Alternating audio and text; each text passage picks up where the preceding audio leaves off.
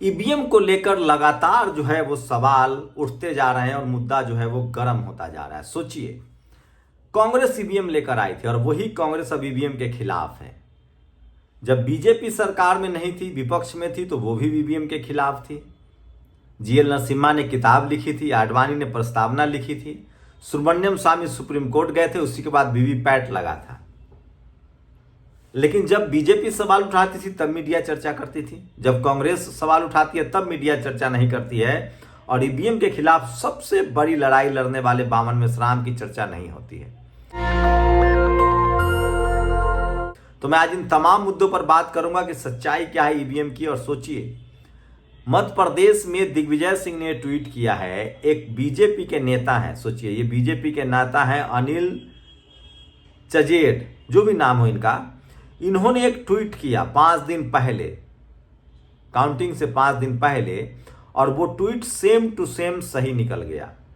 Bharatiya Janata party को जितना tweet मैंने दिखा रहा हूं, जितना उन्होंने सीट कहा था, उन्होंने लिखा था कि 1,68,364 मत गिरे हैं, प्रत्याशी 8,364 मत गिरे, वो तो मैं मान लिया, वो पहले पता चल जाता है। अन्य को 8,364 मिलेंगे, भाजपा को 93,000 मिलेंगे, कांग्रेस को 77,000, भाजपा विजय होगा।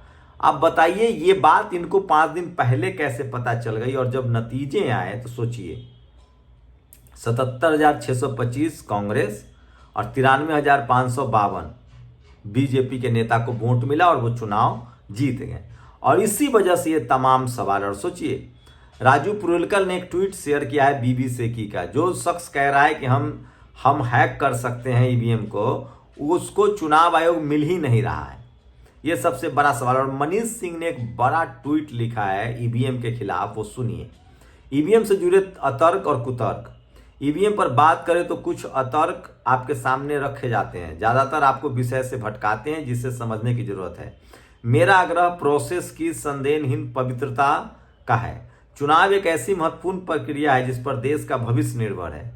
इसे सिर्फ भरोसे पर नहीं चलाया जा सकता, प्रोसेस वेरीफाई होना जरूरी है। वेरीफाई एक ही तरीके से हो सकता है, नंगी आंखों से देखकर। ईवीएम मुझे नंगी आंखों से कुछ नहीं दिखाता, वह एजम्पशन देता है, एग्जैक्ट टोटल देता है। यानी मशीन में टोटल 100 वोट पड़े, राम को 30, श्याम को 35, लेकिन मेरा वाला वोट किसके बंडल में गिना जा रहा है ये नहीं बताता है। यह अपारदर्शिता है। सोचिए, मैंने वोट दिया मान लो कांग्रेस को, लेकिन मुझे गिनती के समय तो नहीं पता चला ना कि मेरा वोट कांग्रेस को गया कि बीजेपी को। यह अपारदर्शिता है। लोकतंत्र की सर्वोच्च प्रोसेस, जो मुझे नागरिक का सबसे बड़ा संवैधानिक अधिकार है, किसी अनवेरिफाइड प्रोसेस गुप्त से होकर क्यों गुजरे। अतर्की कहते हैं कि मुझे आरोप साबित करना चाहिए, मगर मैं क्या करूं भाई, इसकी सत्यता तो सरकार को साबित करनी ही है ना, या इसके समर्थकों को। बड़े मजे की बात, पवित्रता की कसम खाने वाले खुद को अनक्वालिफाइड भी हैं। वे भी साबित नहीं कर सकते कि उनका अपना वोट किस बंडल में गया। इस पे शक करने वाले भी उतने ही अनक्वालिफाइड हैं। क्वालिफाइड चंद लोग हैं जो इलेक्ट्रॉनिक्स और कंप्यूटिंग को समझते हैं, देश का 0.1%। मतपत्र के लिए 2-3 की गिनती करने का पूरा हिंदुस्तान क्वालिफाइड है। राह चलता वोटर भी, अफसर भी, और काउंटिंग टेबल पर बैठा किसी पार्टी का अंधगवार एजेंट भी। लेकिन हम अफसर एजेंट देख समझ नहीं सकते कि ईवीएम का सोर्स कोड क्या लिखा है। टोटल देखते हैं, मशीन के टोटल वोट 2 1500, 2 कैंडिडेट 1 675, कैंडिडेट 2 173। जैसे मोबाइल यूज करने वाले अरबों लोगों को उसके प्रोग्राम कोडिंग का नहीं पता है, ईवीएम यूज करने वाले को भी अंदर कुछ नहीं पता है। मशीन हैंडल करने वाले, वीवीपैट इंस्टॉल करने वाले इंजीनियर को भी नहीं पता जापान से क्या लिख कर आया है। वीवीपैट इंस्टॉलेशन के समय 150वें वोटिंग के बाद कौन सा जादू सक्रिय हो गया, ये नहीं हुआ, किसी को नहीं पता। टोटल देखना है, भरोसा करना है। लेकिन मतपत्र के 50 पन्ने होते तो काला कुत्ता भी छाप देखकर बंडल बना लेता और 1 2 3 कहते हुए उंगलियों पर गिन लेता। एकदम पारदर्शी प्रक्रिया, जिसको वेरीफाई करने के लिए पहली कक्षा पास व्यक्ति भी क्वालिफाइड है। लोकतंत्र का फैसला सबसे कम पढ़े लिखे की मेधा और भरोसा जीतने वाला होना चाहिए। वीवीपैट की बात करें, यह तो और भी खतरनाक है। घी कनस्तर में घुसा चूहा निकालने के नाम पर बिल्ली डाल दी गई है, क्योंकि पहले तो मशीन की इंटेलिजेंस को ये नहीं पता था कि कौन सा बटन में कौन सा छाप बैठा है। अब उसे यह पता है। टेम्परिंग के इच्छुक का काम और आसान हो गया। कुतर्की व्यक्ति इस सवाल को जल्द से जल्द भाजपा कांग्रेस पर ले जाना चाहते हैं, या फिर तुम्हारे पास सबूत नहीं, जाओ आंदोलन करो, हार गए तो ठिकरा फोड़ रहे, सड़कों पर उतरो, आधुनिक तकनीक का उपयोग करो, कांग्रेस ही तो लाई थी, तब कहाँ थे, फला फला जगह तो जीत गए। भाई मुझे केवल पारदर्शिता चाहिए, मेरे वोट की गणना सही बंडल में हुई इसका विश्वास चाहिए, बस यह विश्वास डायरेक्ट चाहिए। यानी मुझे इशू किए गए मतपत्र क्रमांक 16,380 को, जिस पर मैंने नारियल छाप पर ठप्पा लगाया था, वह वोटिंग टेबल पर नंगी आंखों से नारियल बंडल में दिखे। जीत हार किसकी, ये सवाल भाड़ में जाए। मतपत्र से भाजपा हार जाएगी, कांग्रेस जीत जाएगी, ऐसा गुमान मुझे भी नहीं। कांग्रेस की हजारों कमजोरियां, वो मतपत्र से भी हार चुकी है। 77 में हारी, 89 में हारी, राज्य में सैकड़ों बार हारी है। लेकिन ईवीएम जैसी अपारदर्शी प्रक्रिया हर पार्टी की जीत हार को शक शुबे में लाती है। भाजपा और मोदी ज्यादा जीत रहे हैं, वो और उनके समर्थक अपारदर्शी प्रक्रिया की ढाल बन रहे हैं। चुनाव आयोग और सुप्रीम कोर्ट ढाल बन रहा है, वह तो वीवीपैट पर्ची तक को पूर्णतः गिनवाने को राजी नहीं है। तो शक और गहराना लाजमी है, क्यों न माने कि मुर्गी देकर बकरा लेने का खेल है। कांग्रेस, राहुल या विपक्षी दल इस मुद्दे पर क्या रुख लेते हो वह उनकी सिरदर्द है। मेरा पक्ष इतना है कि प्रक्रिया पारदर्शी हो और मुझ जैसा या आप जैसा कोई भी अनक्वालिफाइड व्यक्ति हर स्टेप में इसे वेरीफाई कर सके, इतना सरल हो। मेरा वोट सही जगह गिना जाए, यह प्रमाणन योग्य प्रक्रिया हो। क्या यह नागरिक और वोटर के तौर मेरी मांग नाजायज है? ये सबसे बड़ा और लॉजिकल सवाल जो है एक शख्स ने उठाया है, मनीष हैं, ये ट्विटर पर लिखते हैं। और बताइए कि किस तरह से अब भी आप भरोसा करेंगे ईवीएम पर, चाहे कोई जीते। ये ठीक उन्होंने जो लॉजिक दिया है कि मुर्गा देकर बकरा छीनने की कोशिश है, और ये सोशल मीडिया पर सबसे ज्यादा वायरल है, जो मैं आपको पढ़ के बता रहा था। तो सोचिए, ईवीएम के खिलाफ लगातार सुप्रीम कोर्ट में पिटीशन डाले जा रहे हैं। 1 महीना तक चुनाव कराकर मतपेटी रखा जा सकता है। कमलनाथ ने तो कहा कि कुछ 100 ईवीएम बदले गए हैं, उसमें लगभग 99 के जो बैटरी है ना, वो 99% था, ये उनका आरोप है।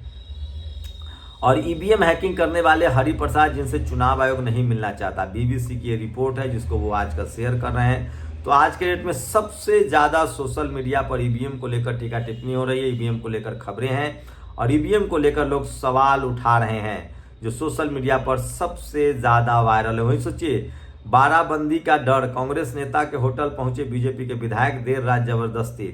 तो सोशल मीडिया पर यह भी खबर सबसे ज्यादा वायरल है, और मुझे तो भरोसा नहीं है। कांग्रेस से पूछिए, क्या चुनाव में ईवीएम के साथ हुई गड़बड़ी? दिग्विजय सिंह अब इसके खिलाफ लगातार मोर्चा खोल रहे हैं। तो सोचिए, ईवीएम को लेकर लगातार शक शुबा बढ़ता जा रहा है, और सोशल मीडिया पर सबसे ज्यादा ईवीएम की चर्चा हो रही है। सुप्रीम कोर्ट के तमाम वकील जो हैं वो ईवीएम के खिलाफ बोल रहे हैं। तो सवाल है कि क्या ईवीएम हटाएगा? और सोचिए, ईवीएम के खिलाफ खबरें चलाने पर, ईवीएम वाली खबर चलाने पर यूट्यूब चैनल भी बंद कर दिया जा रहा है सरकार की तरफ से। ये भी सोशल मीडिया पर सबसे ज्यादा सोशल मीडिया पर वीडियो वायरल है, खबरें चल रही हैं। तो आप लोग की क्या राय है? मैं फिर कह रहा हूँ, बामन मेश्राम ने ईवीएम के खिलाफ बड़ा कैंपेन शुरू किया था, और वो धीरे धीरे अब रंग लाता जा रहा है। वैसे ईवीएम कांग्रेस ही लेकर आई थी, लेकिन सवाल है कि जब विपक्ष में बीजेपी थी तब भी तो वो विरोध कर रही थी। बीजेपी नेता को मतगणना से 2 दिन पहले ही पते थे नतीजे। दिग्विजय सिंह ने बीजेपी के पोस्टर शेयर करके दावा किया है। तो सोचिए कि ईवीएम किस तरह से, और चुनाव आयोग, ईवीएम, इन सब पर प्रश्न चिन्ह खड़े हो रहे हैं। और सोशल मीडिया पर सबसे ज्यादा वायरल खबर है कि सवाल है कि इस ईवीएम को लेकर आप क्या कहेंगे। तो ईवीएम जो है वो अपनी पूरी तरह से विश्वसनीयता खो चुका है, और सबसे ज्यादा लोग सवाल जो है वो ईवीएम पर पूछ रहे हैं। और ईवीएम को लेकर लोगों में इस कदर की नाराजगी है कि आप कल्पना नहीं कर सकते हैं। सुप्रीम कोर्ट के तमाम वकील जो हैं वो ईवीएम के खिलाफ सुप्रीम कोर्ट में जा रहे हैं, सड़कों पर बयान दे रहे हैं। लेकिन सबसे बड़ी विडंबना है कि अगर आप ईवीएम के खिलाफ कैंपेन चलाएंगे, ईवीएम के खिलाफ सोशल मीडिया पर दिखाएंगे, तो आपका चैनल भी बंद कर दिया जा सकता है। इस तरह के हालात हैं जो सोशल मीडिया पर वायरल है। इसलिए मैं कह रहा हूं कि सोशल मीडिया ही सच्चा मीडिया है, सोशल मीडिया ही बहुजन मीडिया है। तो सबसे बड़ी खबर बता रहा हूं, ईवीएम के खिलाफ देश भर में जागरूकता आ रही है, कैंपेन अभियान चलाए जा रहे हैं, और लगातार लोग सुप्रीम कोर्ट जा रहे हैं कि हम ईवीएम पर, हमको भरोसा नहीं है, हम ईवीएम से वोटिंग नहीं करना चाहते हैं। आम लोगों में विश्वसनीयता है। तो सबसे ज्यादा ईवीएम के खिलाफ जो है वो बहुजन समाज के जो लोग हैं वो बहुत नाराज हैं, खफा है, और उनको लगता है कि ईवीएम बिल्कुल भरोसेमंद नहीं है, और उस पर अब कांग्रेस ने भी हामी भरना शुरू कर दिया। सोचिए किस तरह से पहले कांग्रेस जो है वो ईवीएम लेकर आई, फिर वो ईवीएम के पक्ष में थी, लेकिन धीरे धीरे जब से कांग्रेस भी चुनाव हारने लगी है, वो भी ईवीएम के खिलाफ है। तो पहले भी ईवीएम पर सवाल उठते रहे हैं, जो सोशल मीडिया पर सबसे बड़ी खबर है। लेकिन सवाल है कि जब इस देश के 90% आबादी ईवीएम के खिलाफ है तो सरकार ईवीएम क्यों नहीं हटाना चाह रही है। और एक राज्य जिता देना, 2 राज्य जिता देना जहां उनकी कोई संभावना नहीं है, लोग कह रहे हैं कि मुर्गा देकर बकरा छीन लेना है। तो पारुलकर ने ट्वीट किया कि अगर ईवीएम से चुनाव हुआ तो 2024 में 404 और अगर बैलेट पेपर से चुनाव हुआ तो बीजेपी 100। आप लोग की क्या प्रतिक्रिया? क्या ईवीएम बिल्कुल संदेहास्पद है? ईवीएम पर भरोसा नहीं है?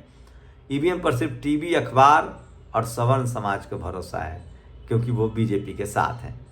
बाकी तमाम कम्युनिटी, SC, ST, OBC, अल्पसंख्यक समाज के लोग जो हैं वो ईवीएम के खिलाफ हैं। शुक्रिया। नेशनल दस्तक की आपसे गुजारिश है कि अगर इसको बचाना चाहते हैं तो नेशनल दस्तक को सब्सक्राइब करने के लिए रेड कलर के सब्सक्राइब बटन को दबाएं, फिर बेल आइकन की घंटी दबाएं। नेशनल दस्तक को बचाने के लिए बहुत जरूरी है कि हर खबर को शेयर करें, लाइक करें, कमेंट जरूर करें।